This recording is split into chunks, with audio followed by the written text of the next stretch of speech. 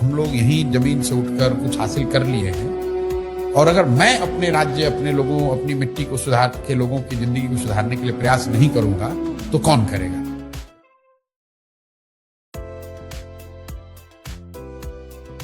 निर्मोही पत्रकार का एक और अंक लेकर के हाजिर है। और दरअसल आज बात राजनीति की करेंगे, और राजनीति भी बिहार की राजनीति की करेंगे, और वो भी बांकीपुर उपचुनाव की करेंगे, प्रशांत किशोर की करेंगे, और जनसुराज पार्टी की जबरदस्त जीत की करेंगे।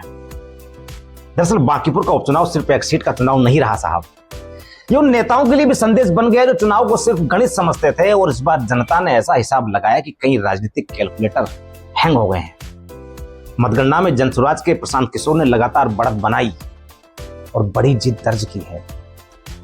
यूं कहते हैं कि राजनीति में टाइमिंग सब कुछ होती है, और इस बार टाइमिंग ऐसी रही कि जो कभी दूसरों की जीत का रोडमैप बनाते थे, उन्होंने अपनी जीत की कहानी लिख डाली है।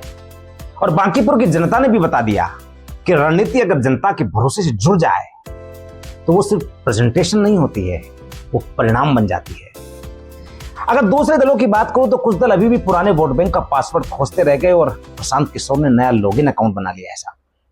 जिन्हें लगता था कि सलाह देने वाला चुनाव नहीं जीत सकता, उन्हें इस बांकीपुर की जनता ने जवाब दिया है, मंथन का मौका दिया है कि सलाह अगर सही हो तो जनता सलाहकार को भी नेता बना देती है।